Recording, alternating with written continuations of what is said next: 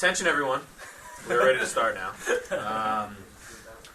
This here session is entitled "Enough Already: How to Suck Less on Twitter." There's enough noise on Twitter already. Some of you are probably responsible for it in some way or another. I know I am. I know Rob is. We'll probably be talking about some of that a little bit today. My partner in crime today is Rob De La Cortez of the Cape May, New Jersey De La Cortezes.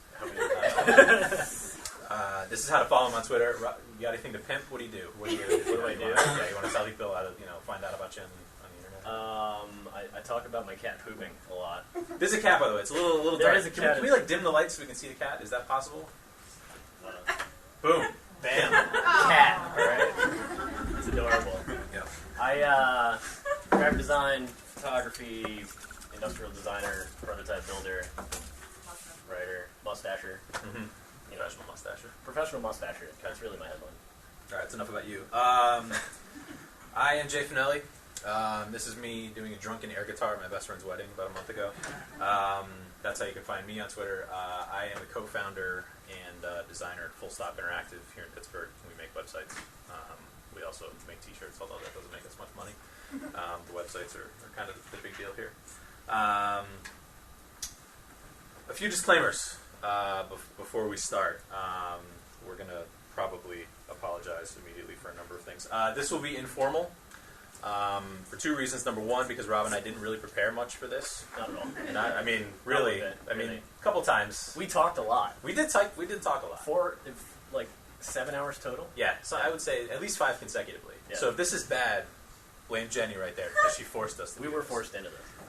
The other reason that this will be informal is probably because there will be some swearing. So if you're sensitive, earmuffs. This is not a comprehensive list. If we had 2 hours to talk, I'm sure we could come up with 100 ways that you guys are all doing it wrong. There may be some audience participation. I don't see any entirely familiar faces out there, although I may have missed some people, so I may just call on strangers to help out. By audience participation, I'm not talking about trust falls or I don't know, hypnosis or anything. It's just, we may have some people stand up and give their opinions on some things, so be prepared. We may contradict ourselves. Again, there's not much. We will contradict. We will. Yeah, I mean, I don't know that might is really in play here. We will contradict ourselves. Is probably more what we're talking about. This will hit close to home. I'm assuming that a couple of these points you'll probably kind of scratch your head and say wait a minute, I do that on Twitter. So we fully expect a number of you to be at the very least stung, if not just completely insulted by some of these. If you're all super happy about everything we said by the time this is over, we didn't do our job. Yeah, we didn't do our jobs. There will be a good 15 minutes at the end of this to skewer us if you need to. And the biggest disclaimer, and I'll read it verbatim because it's really a lot to remember. Neither Rob nor I are the funniest / most informative / most interesting guys on Twitter. We do not follow these laws to the letter. We do not pretend like we've never made any of the following mistakes, nor will we continue to make these, or nor will we not continue to make these mistakes. Basically, in a manner of speaking, we're throwing awfully big boulders in an awfully glass-filled house. A little bit of a key to the presentation. Rob, you got damn heads in the way. If you see this P at the bottom of the slide, that is for people who tweet for fun, for play, for people who are just on Twitter for the hell of it. If you see a W at the bottom, it's people who tweet for their job. Who here tweets because they're paid to tweet, or you're a social media person somewhere or whatever? All right, a lot of hands, good. If you do for both, some slides are. People love a good portmanteau joke. So yeah, you see both P and W at the bottom of the screen there. So here we go. Let's play the feud. The first section of slides here that we're going to cover has to do with persona. Sort of who are you on Twitter? Whether you've given much thought to that or not, we are going to encourage you to do so. So the first section of slides here is going to be about that. The first thing to think about is, why are you on Twitter? I mean, how many people have really just asked that question themselves? Why am I on Twitter? What am I doing? Yeah, not a lot of hands. I mean, and we all spend a lot of time doing this. I mean, I don't know about you guys, but I'm on Twitter probably pretty much every minute I'm awake. I'm at least checking it, or if Tweety's open on my phone or on my computer or whatever. that's a lot of time to devote to something that you've never really thought, like, why the hell you're doing in the first place. So the first tip I think that we have here is, like, who are you on Twitter? Who are you personally? Who are you professionally? What are you trying to get out of this? Are you just trying to make jokes? Are you trying to, are you trying to make people laugh? Are you trying to get people to make you laugh? Are you you bitching about the new iPhone? Are you complaining about the Tea Party? I heard there was a Tea Party joke earlier, so I figured it was in this room, and it didn't go over so well, so I'm making another Tea Party joke. Are you talking about the Steelers? Are you trying to sell something? I think it's important to ask these questions to kind of help you focus yourself in terms of making better, richer, faster, stronger tweets. I guess that's about it for that point. I mean, it's pretty. You got anything to add? No. I mean, we're pretty concise. Pretty good. All right, you're up. Too far for a high five. On top of figuring out who you are, you want to know who you're talking to. Figure out who your audience is, who you want to follow you, who is your ideal follower. I mean, if you look at all the people following you, it's a representation of the stuff you're putting out there. If you're tweeting about dead kittens, and I'm a guy that likes dead kittens, which I'm obviously not, just saying. I will follow you because I like dead kittens. But if that's not who you are, then why is the guy who likes dead kittens following you? Ask yourself that question. Would you follow yourself? Is basically how that all comes full circle. Like, would you, every once in a while, it's really important. Like, Twitter and everything else you do in life, really. Like, every once in a while, you got to take a step back and look at what you're doing. When was the last time you looked at your own Twitter profile and read everything you said? And I can almost guarantee that when you did that, you felt like a complete idiot. I did it yesterday. I mean, like every once in a while. In preparation for this? Yes. Like I want to knock myself down a notch. Oh, right. Wow, I don't even know what I'm doing. And if you don't have an audience, don't be annoying about trying to get one. If you tweet, they will come, Yeah. If you want to go that far. Yeah, I mean, if you only have, like, a couple of dozen followers, I mean, that's kind of an interesting opportunity to have because you can really cultivate who you want your audience to be by tweeting. I think a couple years ago at South by Southwest, I wasn't there, but there's a podcast of this. John Gruber and Merlin Mann talked about blogging, and one of the points that they had was how to, like, imagine who your ideal reader is on your blog. Imagine who that person is, what they do for a living, maybe how old they are, what they're into or whatever. And I think that is applicable to this as well. Like, who's your ideal follower? Like, who's that archetype? Is it like another version of you? Is it somebody else? I mean, when you have that picture of who you're writing to, or even maybe like the handful of followers that you have that you're really proud of, like, who are they, and what do you like about them? Write for them, and that'll kind of focus you a little bit better. Good. Moving on. Twitter is not an arms race. I know that everybody likes to pump up their follower counts as much as possible, but it's not really about that. And if you're the kind of person who likes to go out there and, like, really collect followers by the hundreds, you're either really good at Twitter already and you don't need to be in this room, or you're, like, doing it the wrong way and you're just trying to go out. You're auto-following people just for the hell of it. You're following people that will follow you back. You're following services that will follow you back just to kind of artificially pump up the numbers. I'm going to pimp Merlin Mann again. In a different recent podcast, he talked about he loves. It's easier for him to say because he's got about 97,000 followers, but he loves it when he tweets something and he gets unfollowed by people, like, in the droves. And his quote is, "I love it when I tweet something and a lot of people unfollow me because that's the sound of my audience getting better." The more you tweet, the more you focus who's going to follow you. And I don't know about you, I don't know about all you guys. I'd rather be followed by 100 people that I respect than by 10,000 people that I have no idea who they are. And I think that's kind of an important thing to keep in mind. Good? All right. Just get a better system for that. It's going to get well after like 20 slides. So Yeah. I'll see what I can do. I'll come on, maybe I'll point with the other hand. You can wink at me if you like. Okay. It's a little dark in here. I don't know if like you guys see that. I think I will. You've got nice eyes. Thank you, Rob. So, don't be a zombie. Take a look at what you're doing. I mean, pretty much everything we're saying here is just to like use your brain. You know, like your Twitter client doesn't have a brain, so you should use your own. So when people follow you, don't just automatically refollow them. You know, you're not a bot. You're not a machine. You're not just a piece of software. You have a brain. You can make decisions. So when somebody follows you, take a look at their description. Don't just go by description and follower count, because that could be misleading. Like, take a look at their stream. See if it's all noise. Every once in a while, you might want to look at the people you follow and go back into their profile. You know what? Actually, he's really fucking annoying. I had no idea, because I haven't seen all of these tweets in one shot, and I hate this person, and now you can get rid of him. It's a good way to run business. High fives don't make handshakes. This is about, don't follow somebody just for the sake of, like, you know, give them a high five or a gold star. Follow them because what they're saying means something to you. Follow them because they're tweeting about dead kittens. Not just about dead kittens, but about dead kittens in a way that matters to you. A certain kind of dead kittens. Or they have an elegant way of talking about Dead calico kittens. dead calico kittens. That's a market. This is a thread that's really seeped its way into our presentation. It really has. Unexpected. I'm trying to. Twitter's not Facebook. It's not about following your friends. It's not about the non-stop reach around that is the internet.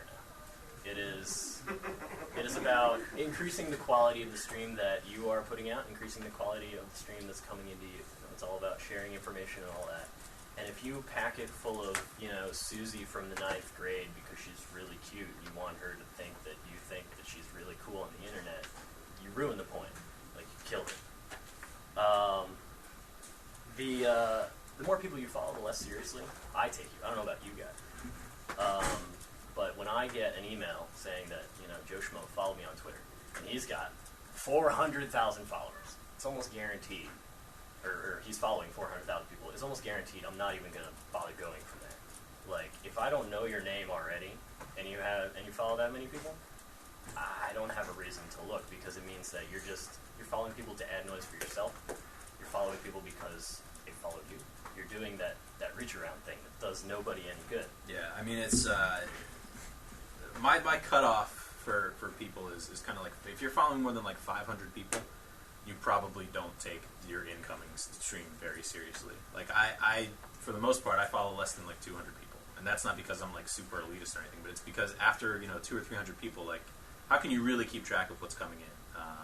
And you know, it's tough to show respect for the people that you're following if you follow 1,300 people, because then you clearly don't really pay much attention to any of them, really. The next point, you are your followers. The type of people who follow you probably say a lot about what you're writing about. If you think you're really funny, and a lot of really funny people don't follow you, chances are you're probably not really funny. And that's kind of an important thing to keep in mind. And this goes double for, I think, companies that are people that tweet on behalf of companies, or just sort of, you know, the people who are tweeting for a living. The people who follow you really say a lot about your company, especially if they're sort of fanatical enough about your product or your company that they're going to follow every single word that you have to say. That says a lot about who your customers are. So it's the same kind of point.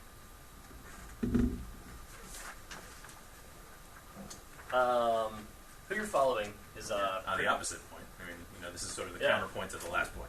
The backside of it is who you're following is also a good indication of who you should aspire to be. You know, I think Merlin Mann is very good looking and very intelligent. He's getting a lot of love in this. Yes. Yeah. I have a big heart, especially when it involves dead kittens.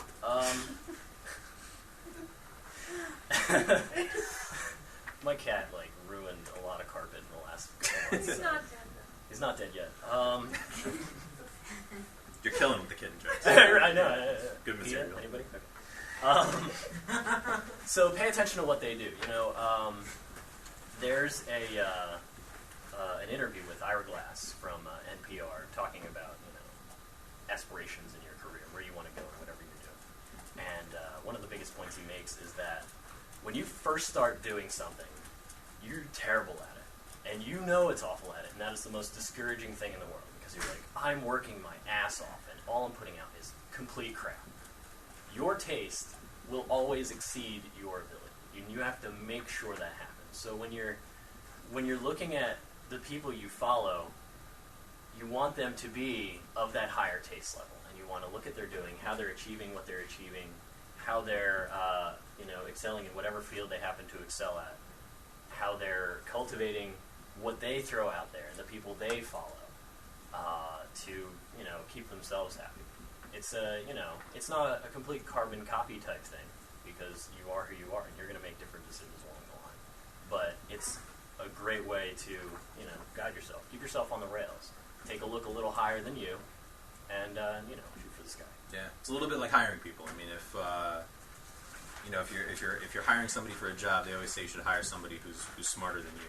You can kind of take the same philosophy into who you follow. I mean, follow people who are funnier than you, who are more connected than you, who are more interesting than you, and that'll make what you say funnier and more interesting, and hopefully more connected. Yeah. If all you do is just like if all you did was hang out with the same 5 people for the rest of your life, you'd never go anywhere. You'd never learn anything new. If you didn't come to PodCamp, you didn't meet all these people, you sat on your couch instead, obviously you wouldn't be thinking as much. But you're here talking about what you're doing wrong, and But we're talking about what you're doing. we are. You will be shortly. Right.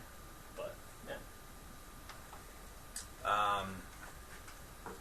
Focus is important in tweets here. I don't see the venerable cranberry person in the audience here today. No, he's probably afraid. He's here last year, from Yeah, what I understand. he's probably terrified because of that. Yeah. How many of you follow Cranberry Person? We got some hands? All right. Jason's a pretty funny dude. What makes him particularly skilled at Twitter is the fact that he really focuses what he tweets about. I'm sure he knows about a lot of stuff. He is, in fact, an attorney, which I believe you have to go to school for quite a long time to become one of those. I think so. In which time you probably learn some things. But Jason doesn't tweet about, the restaurant that's opening up down the street. He doesn't tweet about the government. He doesn't really tweet about sports. Occasionally you might get an occasional Steelers tweet out of him. He tweets about being a suburban father and dad in 2010. Every single tweet that he writes about, at least as far as I can tell, is about that. And I think that's gotten him a lot of respect on Twitter. I know it certainly got him my respect. And it's certainly more discipline than I have on Twitter. I probably tweet about 100 different subjects. But focus is important because if you want to be seen as something, it's important to write about that something pretty consistently. And if you start to diversify, you're going to lose that focus.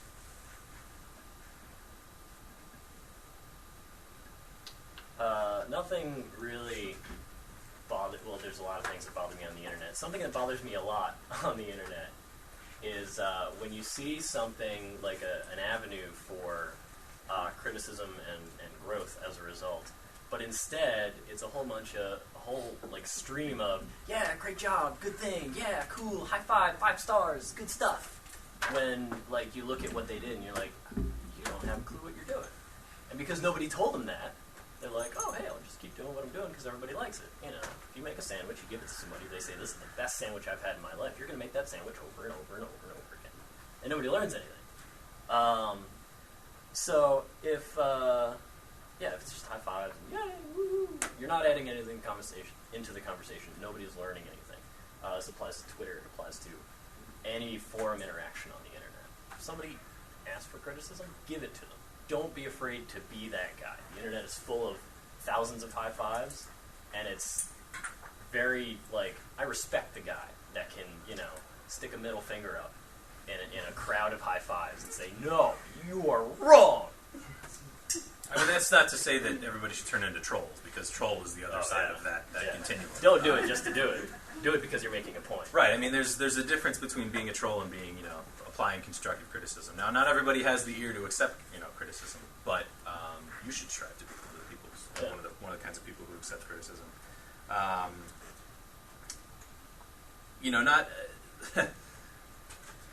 There's a lot of room for assholes on the internet, and if you do it well, you can get some respect, and if you do it just slightly wrong, you become a troll. And that's something to avoid. But there's, as Rob said, there's enough sort of handshaking out there. And there's always the option of, just like the way that Merlin Mann looks at it when he's talking about people unfollowing him.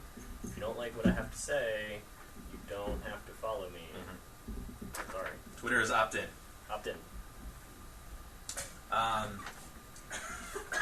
It's important to be yourself on Twitter.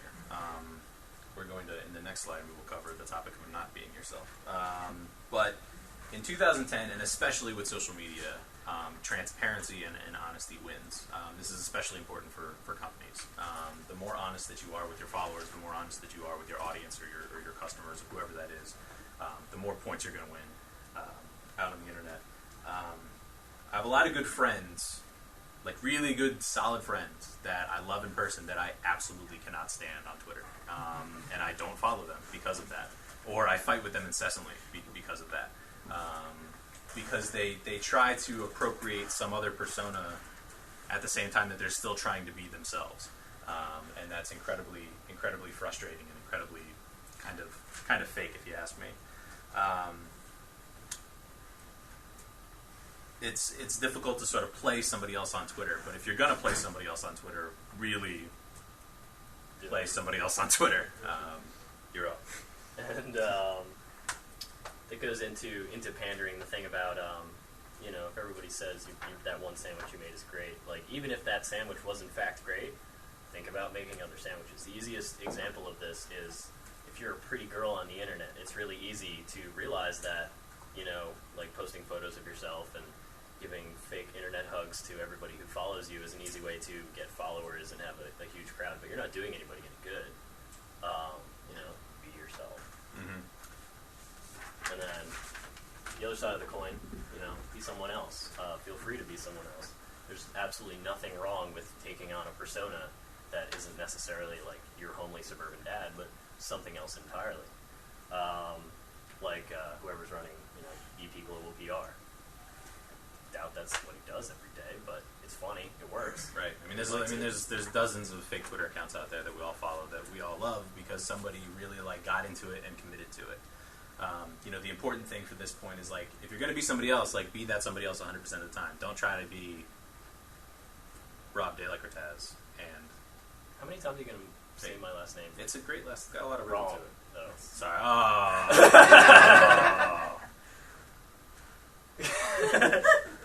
Fair, tough but fair. Yeah. Point taken. Yeah. So if you want to be somebody else, but be somebody else 100% of the time. Don't try to be yourself, for 7 tweets and then be one of these fake internet accounts for three tweets in a row. And some of the best, even some of the best PR accounts, it might be 5 different people using the same account, but they all take on that same persona because they understand. You need to stick to that. It's all about consistency. Keep that consistency. People want to come back and see what it's like. Moving on to the next section, the actual act of tweeting. We got a bone to pick there as well. I was told there was supposed to be something clever on that slide. I switched that for you. Yeah. That wasn't clever. That wasn't clever. All right, my apologies. Of all the things that you've ever said on Twitter, how many do you think you really needed to say? Half? 3 out of every 10? I mean, I don't, it's not like I have some answer for you guys, but I mean, it's important to know that I understand that while you're crafting this tweet, while you're putting all this effort into this tweet, and you think it's brilliant, and you think it's hilarious, and you think it's informative, chances are it probably isn't. And you may, especially in retrospect, may not have needed to say it. So I propose, with my finger in the air, before you hit that button, give yourself a 30-second cooling off period. Look back at it and say, is this something that's really going to add a lot of value to somebody's day? If I don't say this, is somebody going to forget about me? Are they going to forget who I am?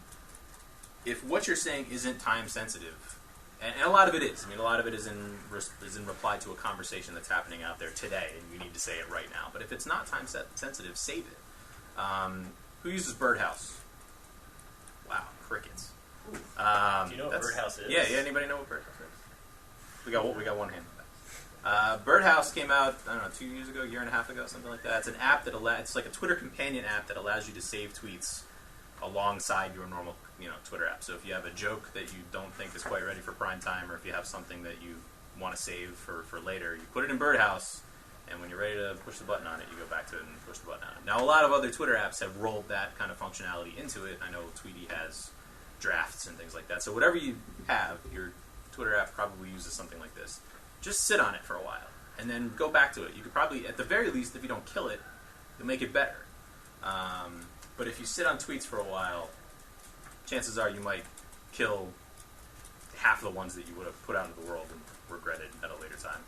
It's the same thing like that you would apply to, trying to save money in a buying technique. When you walk through a store, like, oh, I should get that, I should get that. If you walk through a store, write down everything that you said that you think you should get, and then like a half hour later, you look at that list, there's going to be maybe 2 things on a list of 10 that you actually need. And the same things apply to, the instant web, where things pop into your head and you feel you should put them out right away. And there's a disease with that.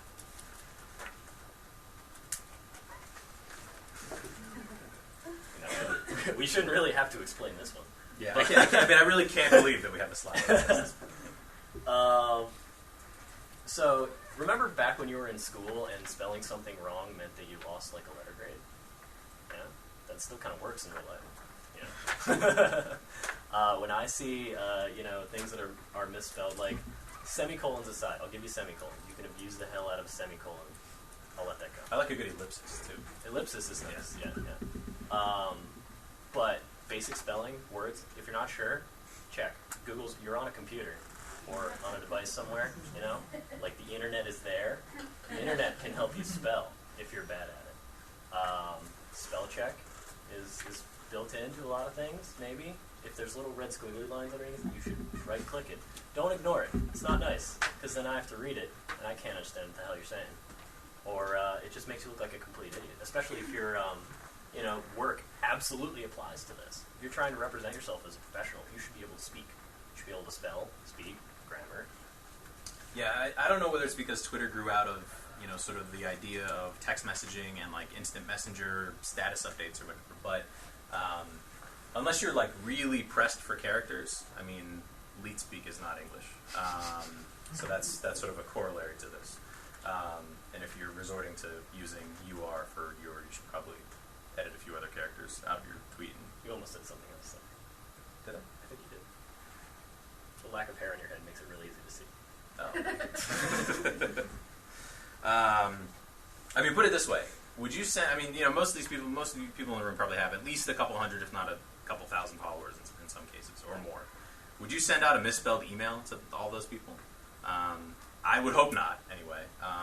But it seems as though Twitter is somehow, more informal, and people take that as license to make it so.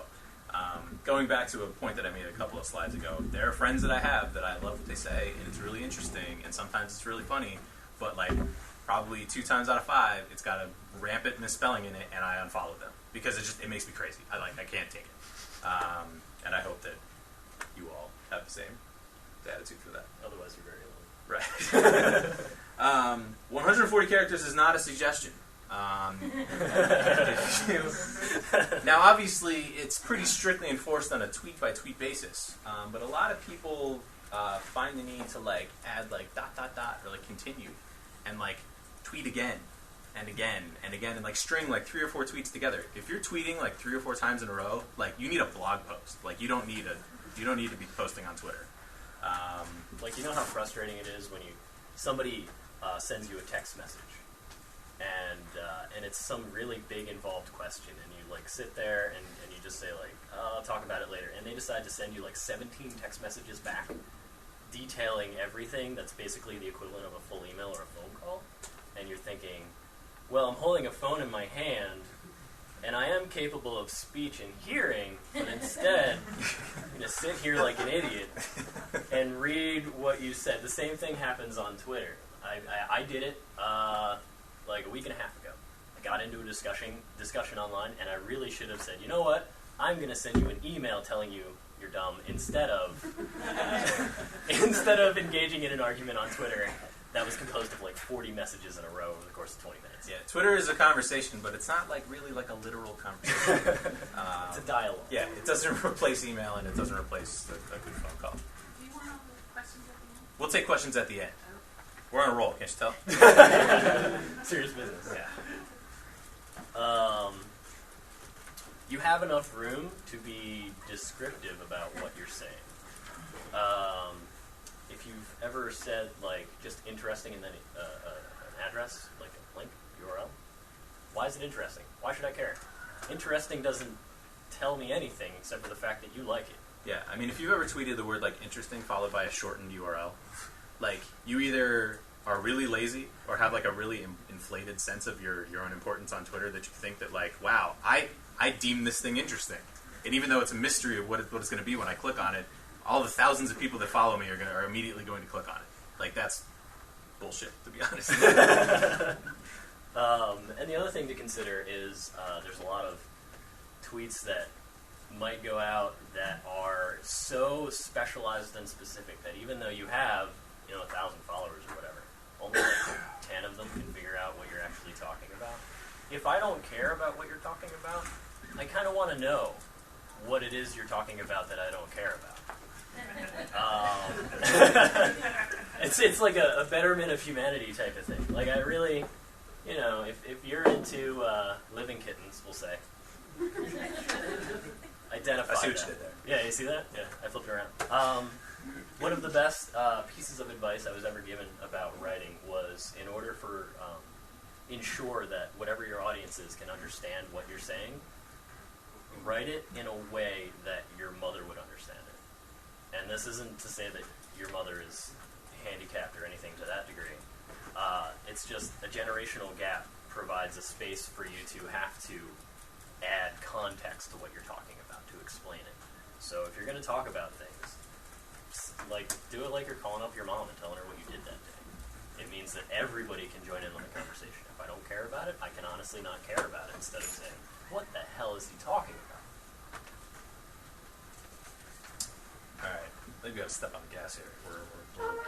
So we'll start to truncate our descriptions. Loose tweets sink careers and friendships and relationships and families. Twitter is public. If you have, unless you make it locked down, then it's not public. But for the most part, Twitter's public, and this kind of goes for all social media.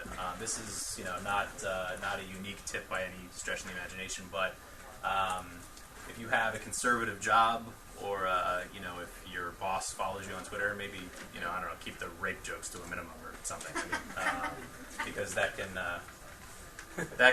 take you down. And we've all read stories on CNN and on blogs about the person who bitched about a prospective client or an existing client on Twitter, and by the time they got back to their office, they didn't have a job anymore. So be careful on what you're saying on Twitter. Moving on to the next section of our presentation here, noise and keeping it to a minimum. There are a number of things that I'm sure all drive us crazy, but there are probably just as many people in this room that are propagating all of this crap on Twitter. So we'll do our best to speed through this. We have time for questions at the end. All right, speed. Third-party services that auto-tweet. Hey, I took this quiz about, my shoes, and you should take it because I took it. What type of shoes are you? What's your efficiency score? Mine's a 67. Which Jersey Shore character are Right. you? Right. These are Facebook quizzes on Twitter, and everyone hates all of those on Facebook, and I'm sure they probably hate them more on Twitter. So let's do our best to to avoid them wherever possible. I think, as Rob has said before, he doesn't care what you're harvesting ever, anywhere on Facebook, on Twitter, whether you come up and talk to him, whatever. This one is a personal least favorite of mine, and I would guess that probably a lot of people in the audience probably tweet their location updates. Now listen, I'm not telling you how to use GoWalla. I'm not telling you how to use Foursquare. I love it. I use GoWalla all the time. Location tracking, I think, is awesome. Like, my version of heaven is, like, I die, and somebody hands me, like, a binder of stats on my life and, like, a DVD of my life, and I get to, like, spend the rest of eternity, like, flipping through and figuring out, like, how many miles I walked and, like, how long I slept and, like, how many cheeseburgers I ate or whatever. But I don't purport to, like, feel that, like, everybody else that's following me, like, really cares, like, everywhere that I go. So my tip to you today is, if it's somewhere notable, tweet it. Like a real tweet, not like a GoWalla tweet or a Foursquare tweet. But, like, tell me, like, I'm at the Super Bowl. Or, like, I got a restaurant reservation at the French Laundry, or I'm in jail, or whatever. Like, I'm giving a briefing at the Pentagon. Like, I mean, that stuff is important. Like, if you tweet that you're at Giant Eagle, like, no one gives a shit. Like, no one cares. If you tweet every day that you go to work, that you show up at your office, no one cares. Everyone just assumes that you go there, and they don't need to see upwards of 140 characters telling you that every single time. And I've gotten into near fist fights with some of my good friends in Pittsburgh who are just like, I'm at work, I'm at Whole Foods. It's like, I don't care. I don't care. This one's for you, Wojciech. He requested this. For the uninitiated, Follow Friday is what this is about. Hashtag FF at douchebag number 1, douchebag number 2, so on and so forth. Why? Why do I care? Why did you just tell me 10 people you think are important? I could list, some people I think are important, but I wouldn't expect you to care about them unless I told you why I thought they were important. If you post up a tweet, not even on Friday, don't have to make a day for it. Post up a tweet and say, at so-and-so, this guy's pretty cool, he knows about design, or he loves cats, and it's a full-grown cat, not just a kitten. Then, I have a reason. It goes into that context thing. When you remove context from a tweet, it becomes painfully worthless. And a Follow Friday with a whole list of people to follow is one of the best examples of a contextless tweet. There are a number of people who really only get a chance to check Twitter once a day, like in the morning or in the evening or whatever. That doesn't give you license to tweet 8 times in a row about anything. And I'm sure we all have those friends who it's 6:30 in the morning, we check our Twitter feed and there's literally 11 tweets in a row from this person about different things, about what they ate for breakfast and how they hate the fact that they're going to go to work today and what the score of the game was last night and the fact that they just went on their run and it's raining outside and oh boo-hoo, whatever. I know that we all think we're brilliant and everything, but try to limit our brilliance, or at least disperse it throughout the day if we can. Final thing of the day is selling. Obviously, for the people in the room here who are employed to tweet because you're trying to sell something or push a product. You're up. So I am. You are. Customer service conversations can definitely start on Twitter. The Comcast Cares account is an excellent example of this, and they manage it pretty well as far as when something breaks, usually the first place most people run to is Twitter, because you need to complain about your life, and that's what the internet is there for. And if I say Comcast is down, Comcast Cares immediately fires back a response and says, "Hi, can I help?" And then I say, "Oh, well, my internet's down." And they'll say, "Send us an email with details." And then they'll help you. Don't spend a whole conversation, it goes back to that 15 text message thing. Don't spit it all out through Twitter. Accept the limitation of 140 characters and engage in that conversation, not dialogue, in the form of an email or a phone call if you're into that, or whatever you want to do, but get it out of the stream. Yeah, I have something in my notes here about a fishing metaphor, so I'll come up with a fishing metaphor on the spot. Use Twitter as bait, basically. And once you catch somebody, take them out of the water. Don't stay in the water with the fish, because you'll drown. That's good. Twitter does not replace a good product. Who here has heard of the Koji taco truck? All right, we got a handful. So for all the people, you guys use Twitter? There's a taco truck in Southern California that drives around and it tweets where it is. And then when they get there, there's a line around the block of people waiting for the tacos. And everybody has made this big deal because it's wow, it's a new media business using Twitter. And everybody thinks that Twitter makes Koji great. Great tacos make Koji great. If the tacos sucked, they wouldn't have a line around the block. Twitter's just, it augments the great tacos. Twitter, that was an extended metaphor, I guess. Yeah, wow. Could have gone fish tacos. Twitter is not enough to represent your brand. Twitter is one of the many things you should have in your toolbox or your arsenal. Twitter is not a copy of your Facebook page. Twitter is something that sits next to your Facebook page and has its own special use of short 140 character spurts, quips about what's going on or whatever you want to make your content surround. You should also have a website for, displaying products. You should have a Facebook account for people to like your page and engage in conversations. That's fine. But it's only one small nugget of the whole thing. And when you say, I've got a company with a Twitter page, and I go to, there's no website, that's the most frustrating thing in the world. Similar to that, Twitter is a unique communication channel. It's got its own dynamics, and you can't expect to replicate email on Twitter. This is not really a place for your press releases. This is Twitter. You need to use Twitter like Twitter is meant to be used, and I think by now we all kind of know what that means. But still, you see companies that are trying to, in the same way that people try to put radio on TV, in the same way that people try to put TV on radio. Love that band. You got to use Twitter like Twitter is meant to be used, and not try to replicate other communication channels on top of it. The last thing, while we wrap up here, and then we can take some questions.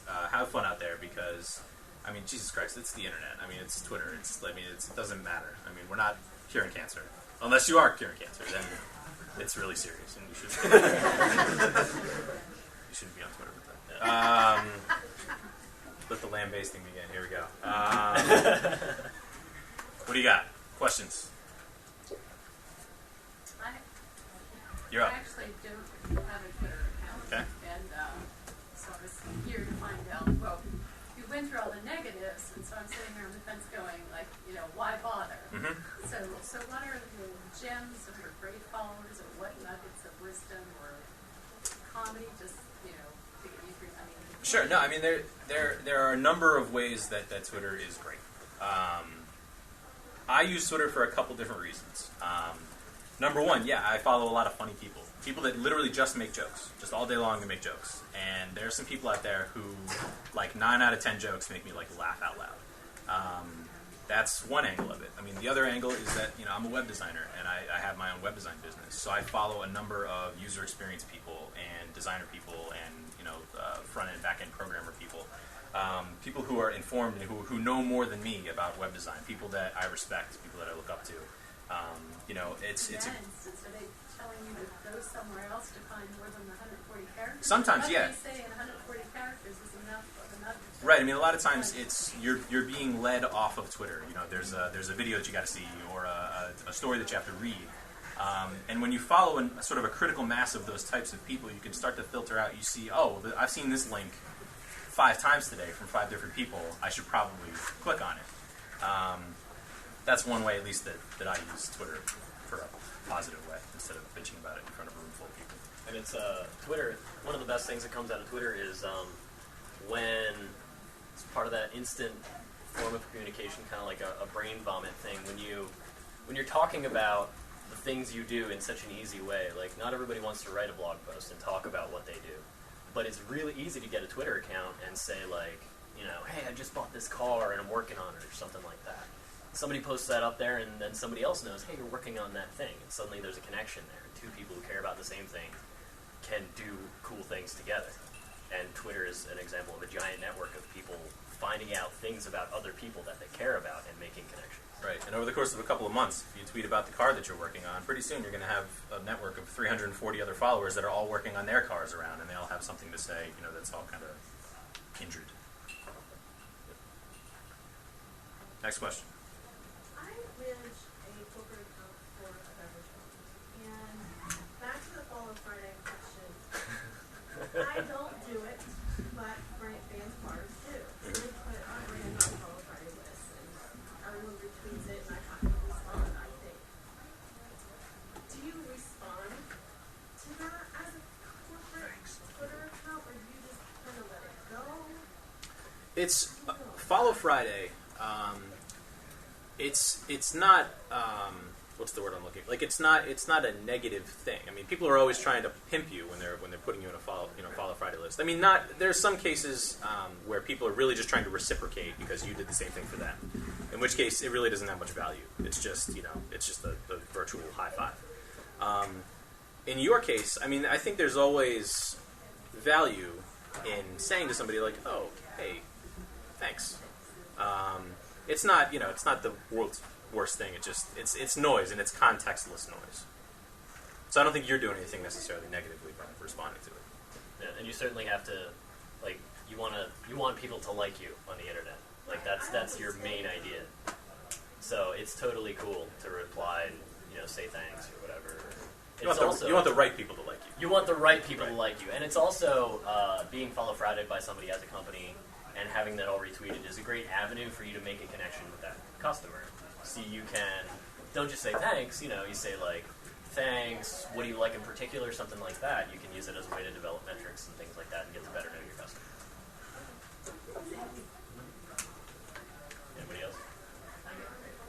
So I don't disagree that hell is other people's location updates. I really get my entire stream being Foursquare and the wall updates. But usually when I do stuff like that, when I connect my Foursquare check-ins to Twitter, it's like, hey, I'm playing at this particular venue tonight, or I'm hanging out at this coffee shop. Come join me. What do you think of a situation where it's more like there's more motivation than just me letting you know where I'm at? Right. There's curation, I think, with anything, and I think that's a way to look at using Gowalla that has value or at least what you perceive as value for the people who are following you. Obviously, yeah. If you're a performer, if you're, speaking up here right now, like we are. I just want you to join me at work and save me. Right. For 8 hours. Right. Just sort of like I use Gowalla to track where I go. In particular, restaurants and like movies and things like that. But I rarely, if ever, tweet where I am. Unless it's like I said, like really, really notable. But also, I don't have a lot of use cases like you do, where I'm here and like there's a reason that maybe you should join me here. A lot of people just like they hook it up just because it's automatic, and then like I have friends that I'm friends with on Twitter and Gowalla and Facebook, and it's like I'm at work today in 3 different locations, and it's really awesome. Or the truly poison Twitter stream that is like you look at their profile and it's nothing but Foursquare check-ins. Why did you get a Twitter account? What's the point? Thanks. You didn't mention anything about direct messaging, any dues, or anything to not suck at those. You had something about auto DMs that you Yeah, wanted to talk about. auto DMs used to be a lot worse than they are now. I don't know if it was a change in the API or anything, but auto DMs, like if I follow somebody, if I like you and I follow you and you have an auto DM set up to thank me for following you, I just unfollow you. It is a kind of poisonous thing. The nice thing about DMs, though, is that a lot of the stuff we're talking about doesn't quite apply to it because it's a private conversation. Everybody that's following you doesn't have to deal with that. Like, if you want to have an argument with somebody over DM, go to town. I couldn't care less because that's what you do in your private space. One more question, then we got to get out of here because the next session's outside. Breathing down our neck a little bit. Unless there isn't any more questions. So you guys met on Twitter, right? Did we meet on Twitter? Did we? I don't think we met at Jeff's house. Yeah. Although I met Jeff on Twitter, so Right. transitive property. Yeah, I think I met him on Twitter too. And that's when we took the picture of the iPhone with the iPhone and the iPhone and the... Right. Yeah. Big dog. I heard you like it. Yeah. All right. Anybody else? Thank you.